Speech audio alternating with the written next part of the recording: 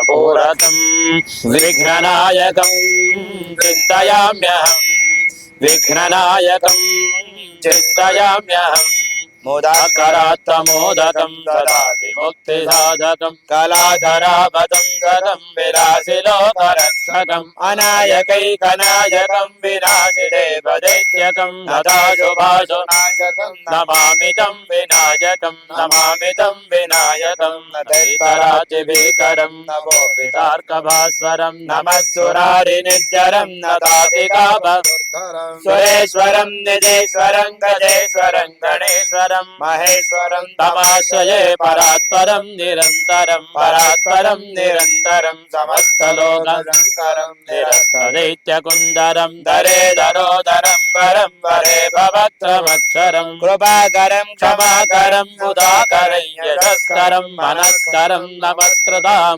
करोमि भास्वरं नमस्करोमि भास्वरम् अचिन्तनार्तिमार्जनं चिरन्तनोक्तिभाजनं पुरारि पूर्वनन्दनं सुरारि गर्भचर्वणं प्रभञ्जनाशभीषणं धनञ्जयादिभूषणं कपोलदानवारणं भजे पुराणवारणं भजे पुराणवारणं नितान्तकान्तकान्तिमन्तकान्तकात्मजम् अजिञ्जरूपमन्तहीनमन्तराय कृन्तनं मृदन्तरे निरन्तरं वसन्तमेव योगिनां तमेकदन्तमेव संविचिन्तयामि सन्ततं विचिन्तयामि सन्ततं महागणेश पञ्चरत्नमादरेण योद्वहं प्रदल्पदे प्रभासते हृदिस्वरं गणेश्वरम् अरोगता मधुशतां सुधायिते पुत्रदां समायुताय अष्टभूतिमभ्युपैति सोतिरात् जय गणेश पाहि मां जय गणेश रक्ष मां जय गणेश पाहि मां जय गणेश रक्ष मां तत्र श्रीविजयो भूतर्ध्रुवाने जन्मतिर्मम तेषां नित्याभियुक्तानां योगक्षेमं वहाम्यहम् देवादिशन्द्रसिद्धं ब्रह्मेशान जनार्दनाः पुरजस्तमृत्यमृजामि शरणं हरिं शरण्ये त्र्यम्बके गौरी नारायणे नमोऽस्तुते विद्याबलं दैवबलं तदेव लक्ष्मीपदे देङ्गुलिकं लक्ष्मी नारायणाभ्यां उमामहेश्वराभ्यां नमः सतीपुरन्दराभ्यां नमः सीतारामाभ्यां नमः महावैश्वानराभ्यां नमः गायै नमः क्षेत्रपालकाय नमः पुरुषाय नमः मातृभ्यो नमः गुरुभ्यो नमः आचार्येभ्यो नमः इष्टदेवताभ्यो नमः रामादिदेवताभ्यो नमः सर्वेभ्यो ब्राह्मणेभ्यो महाजनेभ्यो नमः आरम्भकाल मुहूर्तस्सु मुहूर्तोऽस्त्वित्यनुगृह्णन् सुमुहूर्तो अस्तु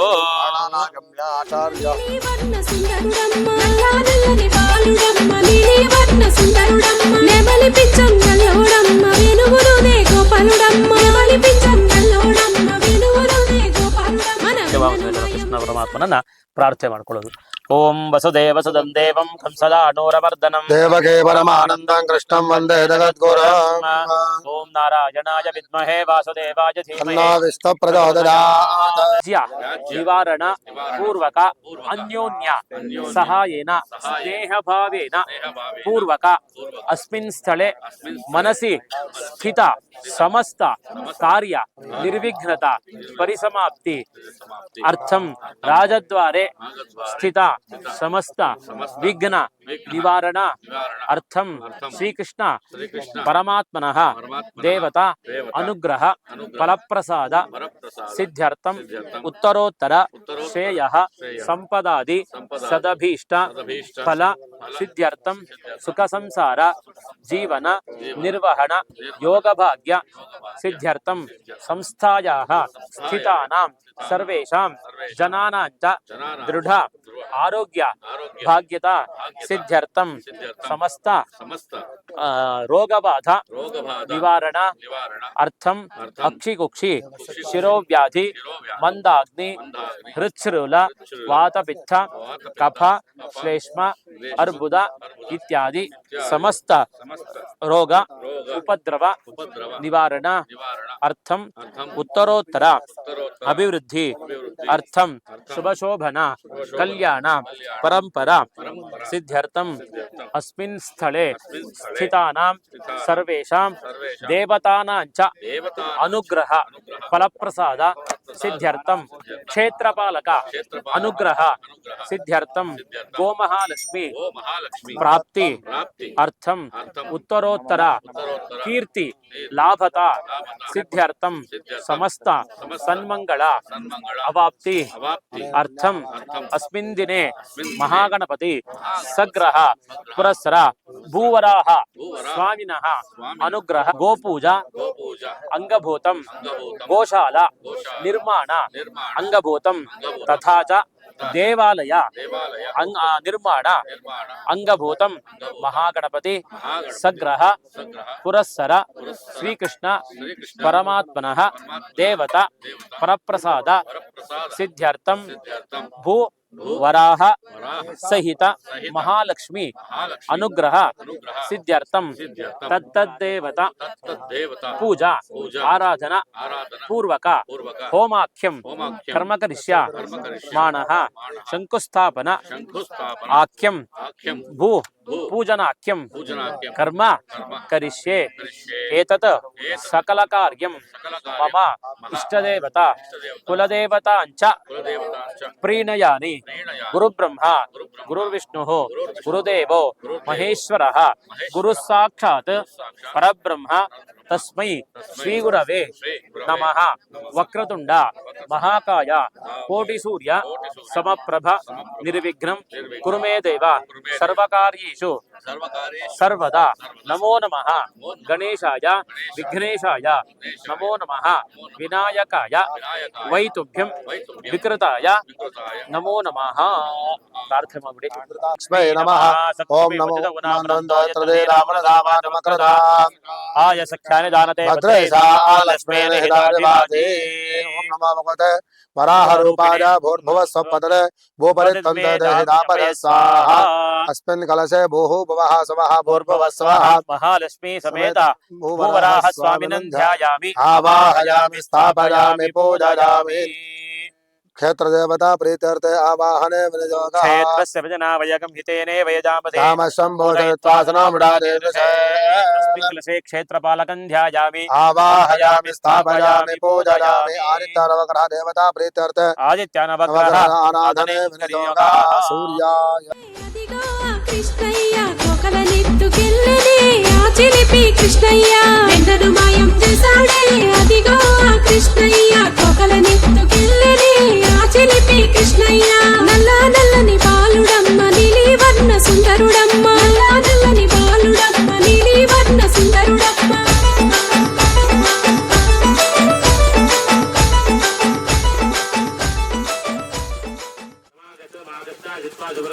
ఓం శ్రీ ఐం శ్రీ కమలే కమలాలయ ప్రసీద ప్రసీద సౌభాగ్యం దేవే ఓం శ్రీ ఐం శ్రీ మహాలక్ష్మీ స్వాహా కమలే కమలాలయ ప్రసీద ప్రసీద సకల సౌభాగ్యం దేవే ఓం శ్రీ ఐం శ్రీ మహాలక్ష్మీ స్వాహా ఓం శ్రీ మహాలక్ష్మీ పాదయ మహాలక్ష్మీ స్వాహా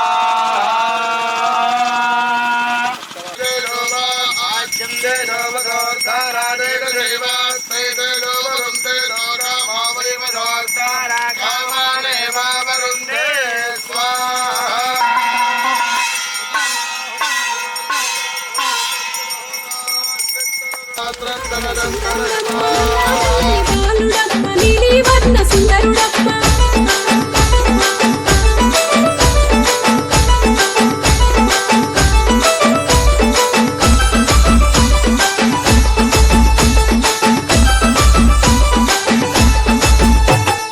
ఎంతని చెప్పేది ఏమని చెప్పేది అమ్మా ఓ యశోదమ్మ ఎంతని చెప్పేది ఏమని చెప్పేది అమ్మా ఓ యశోదమ్మ ఇంతటి అల్లరి పిల్లవాడు లోకానే లేడమ్మా ఇంతటి అల్లరి పిల్లవాడు లోకానే లేడం అని గోపికలంతా చెప్పంగా కోపంగా యశోదమ్మ కన్నయ్యను పిలిచింది అదిగో మన యశోదమ్మ గోపికలంతా చెప్పంగా కోపంగా యశోదమ్మ కన్నయ్యను పిలిచింది అదిగో మన యశోదమ్మ నల్ల నల్లని బాలుడమ్మ నీలి వర్ణ సుందర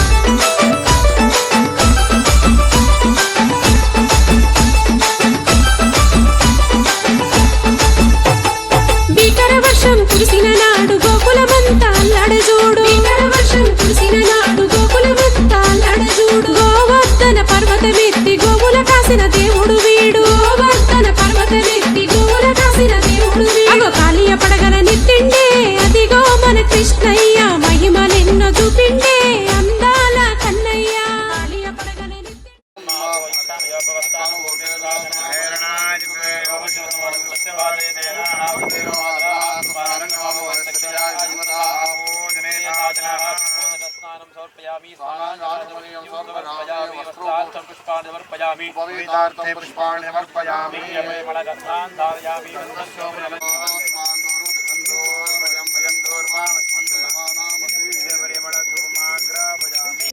అదిగో మన కృష్ణయ్య మహిమలెన్నో చూపిండే అందాల కన్నయ్య నల్ల నల్లని బాలుడమ్మ నీలివర్ణ సుందరుడమ్మ నల్ల నల్లని బాలుడమ్మ నీలివర్ణ సుందరుడమ్మ నెమలి పించం నల్లోడమ్మ వెనుమురునే గోపాలుడమ్మ నెమలి పించం నల్లోడమ్మ వెనుమురునే గోపాలుడమ్మ మన వెన్నను మాయం చేశాడే అదిగో ఆ కృష్ణయ్య కోకల నెత్తుకెళ్ళినే ఆ చిలిపి కృష్ణయ్య వెన్నను మాయం చేశాడే అదిగో ఆ కృష్ణయ్య కోకల నెత్తుకెళ్ళినే ఆ చిలిపి కృష్ణయ్య నల్ల నల్లని 6ನೇ ವರ್ಷ ನಮ್ಮ ಎರಡೂ ಟ್ರಸ್ಟ್ಗಳು 5 ವರ್ಷ ಪೂರ್ತಿ ಮಾಡಿಕೊಂಡು 6ನೇ ವರ್ಷ ನಡೀತಾ ಇದೆ.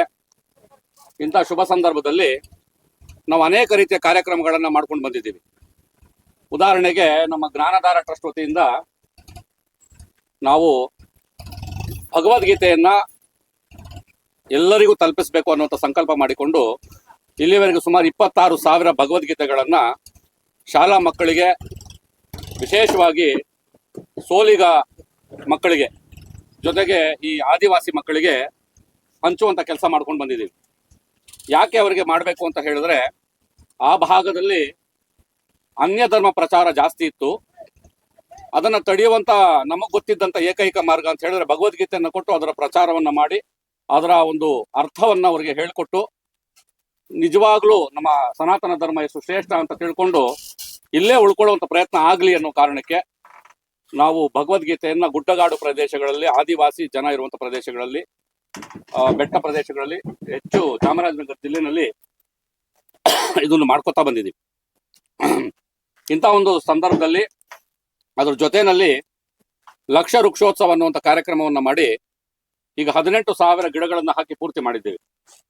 ಒಂದು 5,000 ಗಿಡಗಳನ್ನ ಹಾಕುವಂತ ಒಂದು ಕೆಲಸ ಒಂದೇ ದಿನ ಮಾಡಿದ್ವಿ. ಅದಕ್ಕೆ ಮೇಡಮ್, ಸೌಮ್ಯ ಮೇಡಮ್ ಮತ್ತೆ ಪ್ರಕೃತಿ ಪ್ರಸನ್ನ ಇಬ್ರು ಕೂಡ ಆ ಕಾರ್ಯಕ್ರಮದಲ್ಲಿ ಬಂದಿದ್ರು.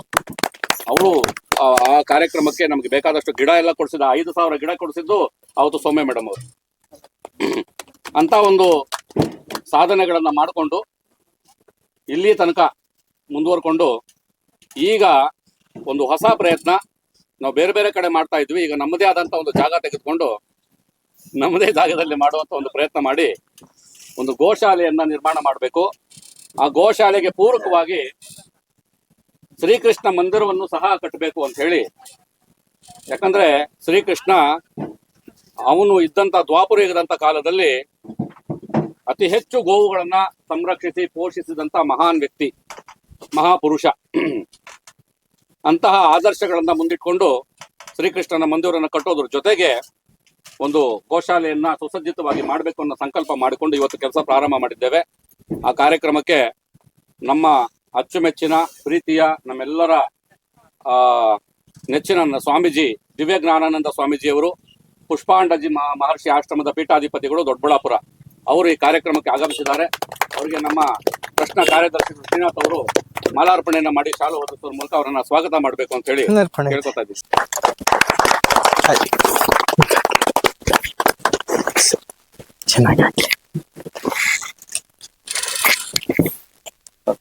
ವಿಕಾಸ್ ಸರ್, ಒಂದು ಕಾರ್ಯಕ್ರಮಕ್ಕೆ ಸ್ವಾಗತವನ್ನು ಕೇಳ್ತಾ ಇದ್ದೀನಿ.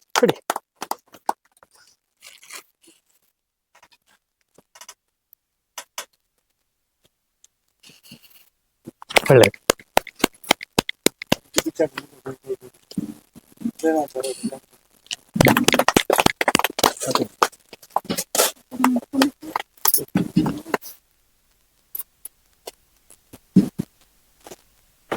ಅಧ್ಯಕ್ಷರು ಸಹ ಆಗಿರುವಂತ ವಿಶ್ವಾಸ್ ಶೆಟ್ಟಿ ಇದ್ದಾರೆ. ಅವರಿಗೆ ನಮ್ಮೆಲ್ಲರ ಪರವಾಗಿ ಆತ್ಮೀಯವಾಗಿ ಸ್ವಾಗತವನ್ನು ಕೇಳ್ತಾ ಇದ್ದೀನಿ.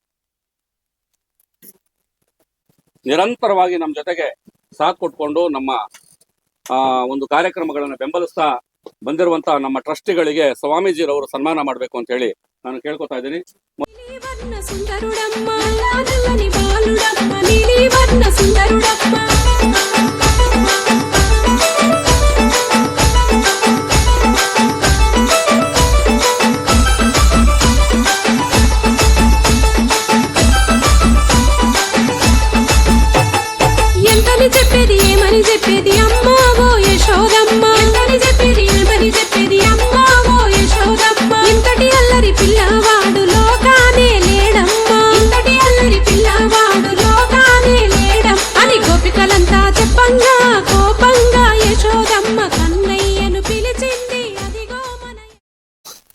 ನಮ್ದು ಕಾನ್ಸೆಪ್ಟ್ ಒಂದೇ, ಗಿಡ ನೆಡಿ ಗಿಡ ನೆಡಿ ಗಿಡ ನೆಡಿ. ಅದು ಬಿಟ್ಟು ನಮ್ಗೆ ಬೇರೆ ಕಾನ್ಸೆಪ್ಟೇ ಇಲ್ಲ.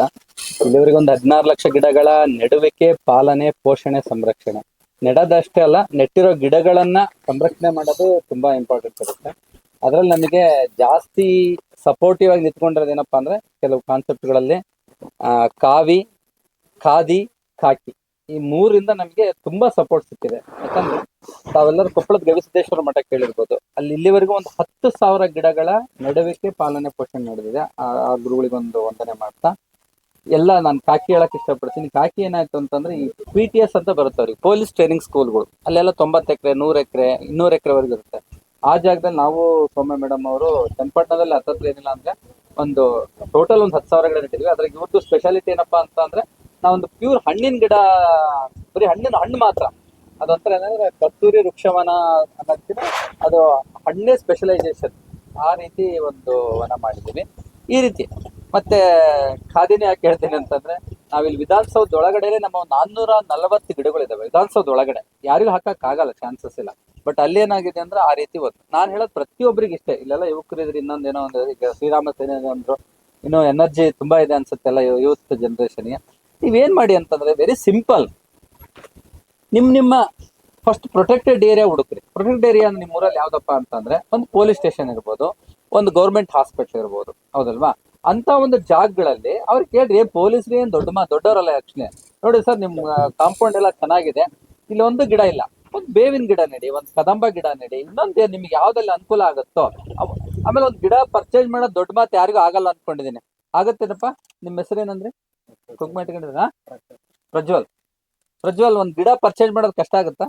ಒಂದ್ ಪಿಕ್ಚರ್ ಸ್ಯಾಕ್ರಿಫೈಸ್ ಮಾಡಿದ್ರೆ ಆಯ್ತು, ಅಥವಾ ಇನ್ನೊಂದ್ ಯಾರೋ ಸ್ಯಾಕ್ರಿಫೈಸ್ ಮಾಡಿದ್ರೆ ಅದು ಗಿಡಗಳು ಬಂದ್ಬಿಡ್ತದೆ. ಪರ್ಚೇಸೇ ಮಾಡೋಣ. ಆಕ್ಚುಲಿ ಆಗ್ಲೇ ಗುರುಗಳು ಕೇಳ್ತಾ ಇದ್ರು, ಎಲ್ಲಿಂದ ರೆಡಿ ಮಾಡ್ತೀರಿ ಗಿಡ? ಹೇಳಿದೆ ಪರ್ಚೇಸ್ ಮಾಡ್ತೀವಿ ಅಂತ ಅಂದೆ. ಓಕೆ, ಅಟ್ಲೀಸ್ಟ್ 100 ಆಗ್ಲಿಲ್ಲ ಅಂದ್ರೂ 10 ಆದ್ರೂ ಮಾಡ್ಬೋದಲ್ಲ. ಸುತ್ತಮುತ್ತಲು ಯಾವ್ದು ಊರು ಇರುತ್ತೋ ಆ ಊರಿಂದ ಹಾಸ್ಪಿಟ್ಲ್ ಇರ್ಬೋದು, ಪೊಲೀಸ್ ಸ್ಟೇಷನ್ ಇರ್ಬೋದು. ಅಂದ್ರೆ ನಾನು ಯಾಕೆ ಅಷ್ಟು ಪರ್ಟಿಕ್ಯುಲರ್ ಮಾಡಿದ್ರೆ ಕಾಂಪೌಂಡೆಡ್ ಇರುತ್ತೆ ಅನ್ನೋ ಉದ್ದೇಶ ಬಿಟ್ರೆ ಬೇರೆ ಏನೇನು. ಆಮೇಲೆ ನಿಮ್ಮ ಮನೆ ಹತ್ರ ಸುತ್ತಮುತ್ತ ಯಾರಾದ್ರೂ ನಾವು ನೆಡ್ತೀವಿ ಅನ್ನೋದಿದ್ರೆ ಅವ್ರಿಗೆ ಒಂದು ಹೊಂಗೆ ಗಿಡ ಕೊಟ್ಬಿಟ್ಟು ಅದನ್ನ ದತ್ತು ಕೊಡಿ. ಅವರಿಗೆ ದತ್ತು ಕೊಟ್ಟು ಇದನ್ನ ಸಾಕೊಳ್ಳಿ ಅಂದ್ರೆ ದತ್ತು ಅವ್ರ ತಂದೆ ತಾಯಿ ಹೆಸರು ಇಡಿಸಿ, ಅವರ ಅಜ್ಜಿ ಹೆಸರು ಇಡಿಸ್ಬಿಟ್ಟು, ದೇವ ನೀರ್ ಹುಗ್ಗಿ ಹೋಗಿಲ್ಲ, ನೀರ್ ಕುಡಿಸ್ಬಿಟ್ಟು ಪ್ರೀತಿಯಿಂದ ಬೆಳೆಸ್ಬೇಕು. ಅವರಿಗೆ ಫಸ್ಟ್ ನಾನು ಕೃತಜ್ಞತೆ ಹೇಳ್ಬೇಕು. ನಮ್ಮನ್ನ ನೆನ್ಸ್ಕೊಂಡು ಮತ್ತೆ ಮಂಡ್ಯದವ್ರಿಗೆ ಕೂಡ ನಮ್ಮನ್ನು ಹುಡ್ಕೊಂಡು ಬೆಂಗಳೂರ್ವರೆಗೂ ಬಂದಿದ್ದೀರ. ಸೊ ತುಂಬಾ ಧನ್ಯವಾದ. ಪ್ಲೇಸ್ ಏನಕ್ಕೆ ಹೇಳಕ್ ಇಷ್ಟಪಡ್ತೀನಿ, ಇಲ್ಲಿ ಹೆಂಗಿರೋ ಗೋಶಾಲೆ ನಡೀತಿದೆ. ನಮ್ಮ ಸನಾತನ ಧರ್ಮ ಆಗ್ಲೇ ಅಲ್ಲಿ ಪೂಜೆ ಮಾಡ್ತಾ ಹೇಳ್ತಿದ್ರು. ಸೊ ಸನಾತನ ಧರ್ಮದಲ್ಲಿ ಮುಖ್ಯ ಬರೋದೇ ಗೋವು. ಅದ್ರ ಆರೋಗ್ಯ ಇರ್ಬಹುದು, ಅದ್ರ ಸಗಣಿ ಇರ್ಬೋದು. ಅದು ಗೋವು ಇದ್ರೇನೆ ನಮ್ ಸುತ್ತ ಒಂದಷ್ಟು ಕಿಲೋಮೀಟರ್ ಬಂದು ಎನರ್ಜಿನೇ ಚೇಂಜ್ ಆಗ್ಬಿಡುತ್ತೆ. ಅಂದ್ರೆ ತುಂಬಾ ನಕಾರಾತ್ಮಕ ಎಲ್ಲ ಹೋಗಿ ಸಕಾರಾತ್ಮಕ ಸಂಚಲನ ಉಂಟು ಮಾಡುತ್ತೆ. ಮತ್ತೆ ಅದ್ರ ಸಗಣಿ ಇರ್ಬೋದು, ಅದು ಸಗಣಿಯಿಂದ ಮಾಡಿರೋ ಧೂಪ ಇರ್ಬೋದು. ಸೊ ತುಂಬಾ ತರದ್ದು ಏನಂದ್ರೆ ಎಲ್ಲ ಪ್ರಾಡಕ್ಟ್ಗಳನ್ನೆಲ್ಲ ತಯಾರಿ ಮಾಡ್ಬೇಕು ಅನ್ನೋ ಕಾನ್ಸೆಪ್ಟ್ ಅಲ್ಲಿ ನೀವಿದ್ದೀರಾ. ಸೊ ಖಂಡಿತವಾಗ್ಲೂ ನಮ್ಮ ಕೈಲಿ ಯಾವ ರೀತಿಯಲ್ಲಿ ಇವಾಗ ಗಿಡ ಬೇಕಂದ್ರೆ ಗಿಡದ ಸಪೋರ್ಟ್ ಇರ್ಬೋದು, ಅಥವಾ ಗೋವುಗಳಿಗೆ ಹೆಲ್ತ್ ಚೆಕಪ್ ಕೂಡ ನಾವು ಮಾಡ್ತಿದ್ದೀವಿ ಕಂಟಿನ್ಯೂಸ್ ಆಗಿ. ಸೊ ಯಾವ ರೀತಿಯಲ್ಲಿ ನಮ್ಮ ಕೈಲಾಗತ್ತೋ, ಎಷ್ಟು ಸಹಕಾರ ಆಗುತ್ತೋ ನಿಮ್ಮ ಟ್ರಸ್ಟ್ಗೆ ಖಂಡಿತವಾಗ್ಲೂ ನಮ್ಮ ಸಹಕಾರ ಇದ್ದೇ ಇರುತ್ತೆ. Thank you.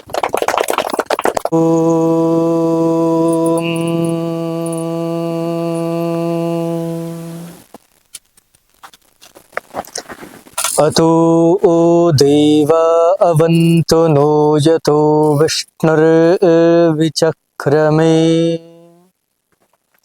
पृथिव्या सप्तधामभिः.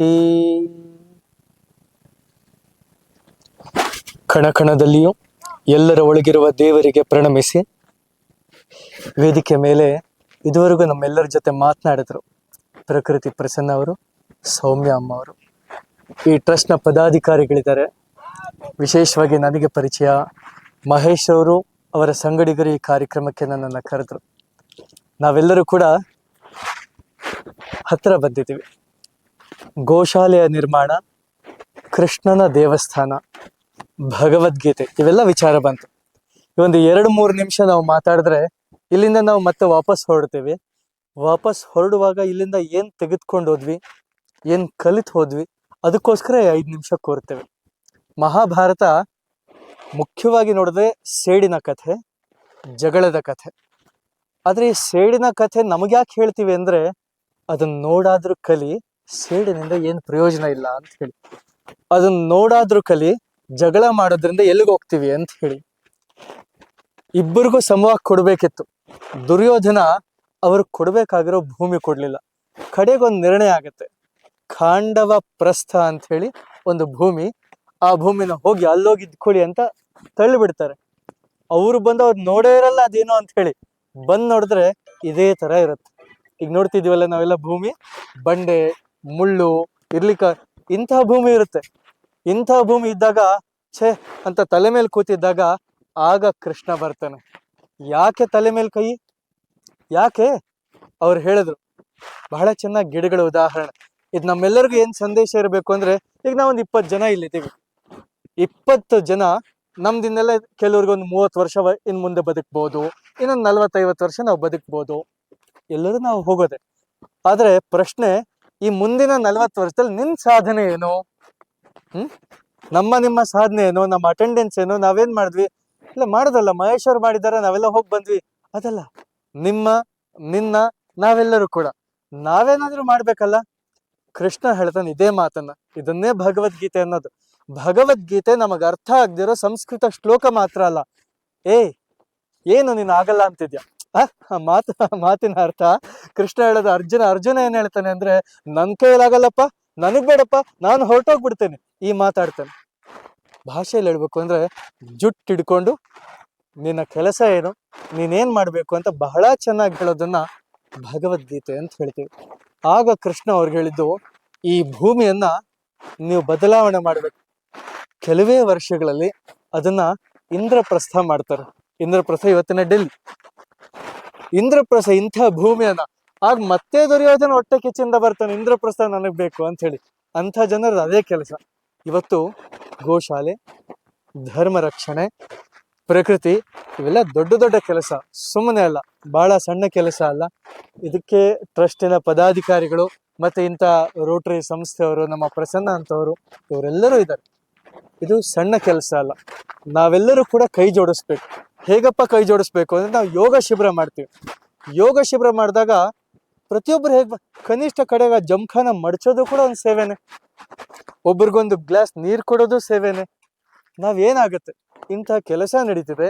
ಹಸುಗಳ ನಿರ್ಮಾಣದಲ್ಲಿ ಇಂಚೆ ಇರೋರ್ನ ಈ ಜಾಗಕ್ಕೆ ತರೋದು ಕೂಡ ಒಂದು ಸೇವೆನೆ. ನಾವೆಲ್ಲ ಈ ಸೇವೆಯಲ್ಲಿ ತೊಡಗಿಸ್ಕೊಳ್ಬೇಕು.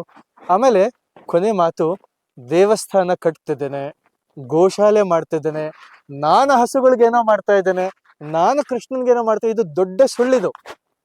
ದೇವಸ್ಥಾನ ಕಟ್ಟಿ ನಾನು ದೇವರಿಗೇನ್ ಮಾಡೋದಿಲ್ಲ, ನನ್ನ ಜೀವನವನ್ನ ನಾನು ಚೆನ್ನಾಗಿ ಮಾಡ್ಕೊಳ್ತೀನಿ. ಈಗ ಸ್ವಾಮೀಜಿ, ನಾನೊಂದು 10 ಮಕ್ಕಳು ನೋಡ್ಕೊಳ್ತಾ ಇದ್ದೀನಿ, ಗುರುಕುಲ ನಡೆಸ್ತಿದ್ದೀನಿ, ನಾನು ಇವೆಲ್ಲ ಏನಿಲ್ಲ, ಮಕ್ಕಳನ್ನ ನೋಡ್ಕೊಳ್ತಾ ನನ್ನ ಜೀವನವನ್ನ ಒಳ್ಳೆ ದಾರಿಯಲ್ಲಿ ತಗೊಂಡು ಹೋಗ್ತಾ ಇದ್ದೀನಿ. ಸೇವೆ ಅಂದ್ರೆ ಈಗ ರಾಮಾಯಣ ಕೇಳಿದ್ದೀರಾ? ರಾಮಾಯಣದಲ್ಲಿ ಯಾರಿದ್ದಾರೆ? ಭೀಮ ಬರ್ತಾನ? ರಾಮಾಯಣದಲ್ಲಿ ಸೀತೆ ಯಾರು ಬರ್ತಾಳೆ? ಸೀತೆ ಬರ್ತಾಳೆ. ದುರ್ಯೋಧನ? ಅಲ್ಲ, ದುರ್ಯೋಧನ ಬರಲ್ವಾ? ಹೌದಾ? ನನ್ನ ಜೊತೆ ಇದ್ದೀರಲ್ಲ. ರಾಮಾಯಣ ಕಥೆಯಲ್ಲೂ ಕೂಡ ಬಹಳ ವಿಶೇಷ ಅಂತ ಹೇಳಿದ್ರೆ, ನಾವ್ ಯಾವಾಗ್ಲೂ ಅಷ್ಟೇ, ರಾಮ ಇದ್ದಾನೆ, ಲಕ್ಷ್ಮಣ ಇದ್ದಾನೆ, ಸೀತೆ, ಇನ್ನೊಬ್ಬ ಇದ್ದಾನೆ, ಯಾರು? ಹನುಮಂತ. ಈ 3 ಜನರ ದೇವಸ್ಥಾನಗಳಷ್ಟು ಕಾಣೋದಿಲ್ಲ. ದೇವಸ್ಥಾನಗಳು ಯಾರ್ದು ಕಾಣುತ್ತೆ? ಹನುಮಂತಂದು ಕಾಣುತ್ತೆ. ಕಾರಣ ಒಂದೇ, ಸೇವೆ ಸೇವೆ ಸೇವೆ.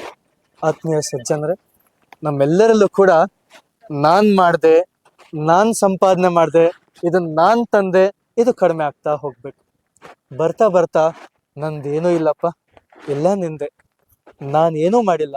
ನಾನು ಬಹಳ ಮಾತಾಡ್ತೀವಿ, ನಾವು ತುಂಬಾ ಮಾತಾಡ್ತೀವಿ, ನಾನು, ನಂದು, ಮನೆಯಿಂದ ಹಿಡ್ದು ಪ್ರಪಂಚ ಎಲ್ಲ. ದೇವಸ್ಥಾನ ಅಂದ್ರೆ ನಾನೇನು ಅಲ್ಲ, ಇದನ್ನ ದೇವಸ್ಥಾನ ಅಂತೀವಿ. ಆಡಂಬರ, ತೋರಿಕೆ ಇವೆಲ್ಲ ಇಲ್ಲ. ಪೂಜಾರಿಗಳು ಹೇಳುವ ಮಂತ್ರದ ಅರ್ಥ, ನನ್ನಲ್ಲಿರುವ ಅಹಂಕಾರ ಕಡಿಮೆ ಆಗುತ್ತೆ. ಗೋಶಾಲೆನೂ ಹಾಗೆ. ಹಸು ಯಾಕೆಂದ್ರೆ ಮಂಗನಿಂದ ಮಾನವ ಅಂತ ಹೇಳ್ತೀವಿ. ಈ ದೇಹ ಇದೆಯಲ್ಲ, ಇದು ಮಂಗನಿಂದ ಬಂದಿದೆ. ಅದರ ದೇಹದ ಒಳಗೆ ಒಂದು ಮನಸ್ಸಿದೆ, ಅದು ಮಂಗನಿಂದ ಬಂದಿಲ್ಲ, ಅದು ಹಸುವಿನಿಂದ ಬಂದಿದೆ. ಅದಕ್ಕೆ ನಾವು ಹಸುಗೆ ಕೊಡೋದು ಮರ್ಯಾದೆ, ಸುಮ್ಮನೆ ಅಲ್ಲ. ಹಸುವಿಗೆ ಮನಸ್ಸು, ನಮ್ಮ ಮನಸ್ಸು ಬಹಳ ಹತ್ರ. ಅದಕ್ಕೆ ಹಸುವನ್ನ ಪೂಜೆ ಮಾಡೋದು. ಅದಕ್ಕೋಸ್ಕರ ಹಸುವನ್ನ ದೇವರು ಅಂತ ನಾವು ಸ್ವೀಕರಿಸೋದು. ಹಸುವಿನ ನೆಕ್ಸ್ಟ್ ಜನ್ಮ ಮನುಷ್ಯ ಅಂತ ದೊಡ್ಡವರು ಹೇಳಿದ್ದಾರೆ. ಹಸು ರೀತಿ ಬದುಕಿದ್ರೆ ಮನುಷ್ಯನಾಗಿ ಹುಟ್ತೀಯ, ಮನುಷ್ಯನಲ್ಲಿ ಒಳ್ಳೆ ಕೆಲಸ ಮಾಡಿದ್ರೆ ಇನ್ನೂ ಉತ್ತಮ ಮನುಷ್ಯ ಆಗ್ತೀಯ ಅಂತ ಹೇಳಿ. ಯಾವುದೋ ಒಂದು ಗಂಗಾ ಸ್ನಾನ ಮಾಡಿಬಿಟ್ರೆ, ದೇವ್ರ ಪೂಜೆ ಮಾಡಿಬಿಟ್ರೆ ಆಗುತ್ತಂತಲ್ಲ. ಪೂಜೆ ಮಾಡಿದಾಗೆ ಬದುಕ್ಬೇಕು. ನಾವೇನು ಪೂಜೆ ಮಾಡ್ತೀವಿ ಹಾಗೆ ಸ್ವಲ್ಪವಾದ್ರೂ ಮಾತಿನಲ್ಲಿ, ಸ್ವಲ್ಪವಾದ್ರೂ ಭಾವದಲ್ಲಿ. ಟ್ರಸ್ಟಿನ ಪದಾಧಿಕಾರಿಗಳು, ಜ್ಞಾನಧಾರ ಮತ್ತೆ ಭೂಮಿ, ನಿಮ್ಮ ಕೆಲಸಗಳು ಬೆಳೀಲಿ. ನಿಮ್ಮ ಕೆಲಸಗಳಲ್ಲಿ ನಾವೆಲ್ಲರೂ ಯಾವುದೋ ಒಂದು ರೂಪದಲ್ಲಿ ನಾವು ಕೂಡ, ಈಗ ನಾನು ಹೇಳ್ತಿದ್ದೆ ಬಾಗೇಪಲ್ಲಿ ಹತ್ರ ಬಂದ್ರೆ ಒಂದ್ ರೌಂಡ್ ಇಲ್ಲಿಗೂ ಬಂದು ಹೋಗ್ತೇನೆ. ಗಿಡಗಳು ನೆಟ್ಟಿದಾಗ ನನಗೆ ಬಹಳ ಇಷ್ಟ, ಬಂಡೆ ಬಹಳ ಇಷ್ಟ ಆಯ್ತು. ನಮಗೇನಂತ ಇಂಥ ಬಂಡೆಗಳು ಸಿಕ್ಬಿಟ್ರೆ ಕೂತ್ ಬಿಡ್ತೀವಿ ಒಂದು ಅರ್ಧ ದಿನ. ನಾವೇ ಅವಲಕ್ಕಿ ತರ್ತೀವಿ, ಬಂಡೆಗಳ ಹತ್ರ ಸುಮ್ಮನೆ ಕೂತ್ಕೊಳ್ಳೋದು. ನೀವೇನ್ ಮಾಡ್ಬೋದು, ಬರ್ಡೇ ದಿನ ಒಂದು ಗಿಡ ಅಂತ ಹೇಳಿದ್ರು, ಇದು ಬಹಳ ಒಳ್ಳೆ ಐಡಿಯಾ. ಬೇರೆ ದಿನಗಳಲ್ಲಿ ನಾವು ಮಾಡೋದಿಲ್ಲ, ಕನಿಷ್ಠ ಬರ್ಡೇ ದಿನ ಅವ್ರು ಇನ್ನೊಂದು ಜೋಡಿಸಿದ್ದಾರೆ. ಗಿಡಕ್ಕೆ ಪೋಷಣೆ ಕೂಡ ಮಾಡಲ್ಲ ಜನ, ತುಂಬಾ ಜನ ಗಿಡ ಹಾಕ್ತಾರೆ. ಎಷ್ಟು ನೋಡಿದೀವಿ. ಈ ಫೋಟೋ ತೆಗಿಸ್ಕೊಂಡು ನಮ್ಮ ಜೊತೆನೂ ಫೋಟೋ ತೆಗಿಸ್ಕೊಂಡ್ರೆ ಎಲ್ಲ ಇದೊಂದು ಕ್ರೇಜ್. ನಾವು ಈಗ ನಾಳೆ ನಾವು ಹೋಗ್ಬಿಡುತ್ತೆ, ನಾವು ಇಷ್ಟು ಗಿಡ ಹಾಕಿದ್ವಿ, ಅಷ್ಟು ಗಿಡ ಹಾಕಿದ್ವಿ. ಆಗ್ಲಿ, ಏನ್ ಮಾಡಕ್ಕ ತಪ್ಪು ಅಂತ ಹೇಳಕ್ಕಾಗಲ್ಲ. ಫೋಟೋ ಹಾಕೊಂಡ್ರೂ ಒಳ್ಳೇದೆ. ಇನ್ನೊಂದು ಹೆಜ್ಜೆ ಆ ಗಿಡ ನೋಡ್ಕೊಳ್ಬೇಕು. ಮಾತಿಷ್ಟೇ, ನಮ್ಮ ಮಾತು ಇನ್ನೊಬ್ಬರಿಗೆ ಒಳ್ಳೇದ್ ಮಾಡ್ಬೇಕು, ಆರೋಗ್ಯವಾಗಿರ್ಬೇಕು. ನಾನು ಎಷ್ಟು ತಿನ್ಬೇಕು, ಏನ್ ತಿನ್ಬೇಕು ಅಂತ ಗೊತ್ತಿರ್ಬೇಕು. ಆರೋಗ್ಯ ಅಂದ್ರೆ ಇಷ್ಟೇ, ಬಹಳ ತಿನ್ನೋದಲ್ಲ, ತಿನ್ನುವುದ್ರ ಜೊತೆಗೆ ಎಷ್ಟು ಕೆಲಸ ಮಾಡ್ಬೇಕು, ಎಷ್ಟು ಆಯಾಮ. ಚೆನ್ನಾಗಿ ತಿನ್ಬೇಕು, ಚೆನ್ನಾಗಿ ಸ್ವಲ್ಪ ಕೆಲಸ ಶ್ರಮ ಇರಬೇಕು. ಮೂರನೇದು ಚೆನ್ನಾಗಿ ನಿದ್ದೆ ಮಾಡ್ಬೇಕು. ಚೆನ್ನಾಗಿ ನಿದ್ದೆ ಅಂದ್ರೆ 8-9 ಗಂಟೆ ಅಲ್ಲ, ಮಾಡುವ 6-7 ಗಂಟೆ. 8 ಅಂತ ಹೇಳ್ತಾರೆ, 8ನ್ನ ಬಹಳ ನೆಮ್ಮದಿಯಾಗಿ ಮಲಗ್ಬೇಕು ಅಂತ ಜನರಾಗ್ಬೇಕು. ಬಹಳ ಟೆನ್ಷನ್ ತಗೊಳ್ಳೋದು ಬೇಕಿಲ್ಲ. ಈಗ ನಾವು ಗೋಶಾಲೆ ಅನ್ಕೊಂಡಿದ್ದೀವಿ ಮಹೇಶ್ವರಿ, ಏನ್ ಆಗದೆ ಇರೋ ತಲೆ ಚಚ್ಕೋಬೇಕಾ? ಆಗೋದು ಆಗ್ತಾ ಹೋಗುತ್ತೆ. ಟೆನ್ಷನ್ ಆಗ್ಬಾರ್ದು ಯಾವುದನ್ನು ಕೂಡ. ನಾವ್ ಅನ್ಕೊಂಡಾಗೆ ಎಲ್ಲ ಆಗುತ್ತೆ ಅಂತಿಲ್ಲ. ಮಾಡ್ಬೇಕು ಕೆಲಸ. ಆಗದೆ ಇದ್ರೆ ನಿನ್ನ ಲೀಲೆ ಭಗವಂತ, ನೀನ್ ಯಾವಾಗ ಮಾಡಿಸ್ತೀಯೋ ಮಾಡಿಸು, ನನ್ನ ಪ್ರಯತ್ನ ನಾನು ಮಾಡ್ತೀನಿ ಅಂತ ಹೇಳಿ ನಿಮ್ಮೆಲ್ಲರನ್ನೂ ಕೂಡ ನೋಡಿ ಚೆನ್ನಾಗ್ ಅನ್ನಿಸ್ತು. ನೀವೆಲ್ಲರೂ ಕೂಡ ಇಂಥ ದೊಡ್ಡ ಕೆಲಸದಲ್ಲಿ ಕೈ ಹಾಕಿದಿರಿ. ನಿಮ್ಮ ಕೆಲಸ ಚೆನ್ನಾಗಿ ಬೆಳೀಲಿ, ಚೆನ್ನಾಗಿ ಉತ್ತಮವಾಗ್ಲಿ. ಈ ಕೆಲಸ ಹತ್ತಾರು ಜನಗಳಿಗೆ ಮಾರ್ಗದರ್ಶನವಾಗ್ಲಿ ಅಂತ ನಮ್ಮ ವಿದ್ವಾಂಸರು, ಪೂಜಾರಿಗಳು, ಪೂಜೆ ಮಾಡಿದವರೆಲ್ಲರೂ ಕೂಡ ಆಶೀರ್ವಾದ ಮಾಡಿದ್ದಾರೆ. ಬೆಳಗ್ಗೆಯಿಂದ ಪೂಜೆ ಮಾಡಿದ್ದಾರೆ. ಅವ್ರ ಪೂಜೆ ಉದ್ದೇಶ ಈ ಕೆಲಸ ಚೆನ್ನಾಗಾಗ್ಲಿ.